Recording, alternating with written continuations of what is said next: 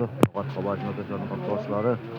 Bugünkü 20 Fevral 2026 yılı Nokat şehrine geldik. Bugünkü Cuma bayramı zamanı olsun. Özümün atından sonra Nokat Kabacı Notasyonu altından birinci Cuma'da da kutlu edildik. Orada ayımda kutlu olsun demişiz. Hazır biz Nokat şehrinde, Nokat şehrinde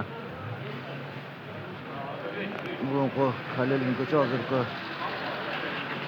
köçesinin altı Alimdek köçesinde жүрөбүз. Сол жерден бизге сіздерге валюта курстарымен танышасыз. Қараңыздар, бүгін Нокатта 84.40 тиын доллар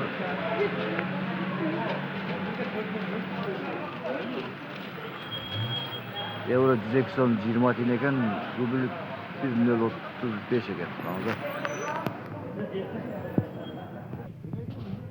Сіздерге Экослам Финка банктан кірсе, Финка банкта 130 тиын доллар, 102.4 тиын евро, 1.0137 екен. Біздерде қараңыздар.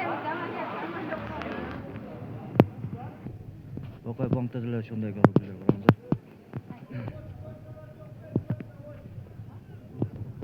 Telefon астынан жаңа Nokat өткен алтын тескалмасы болар. Күніңізге қабыл болсын. Барыңыздарға тескалмасы Жұма байрамыңыз мүбәрәк болсын. Барыңыздарға Nokat шаарынан жалынды тескалмасы айтпақшысыз. Тыныч болыңыз, аман болыңыз.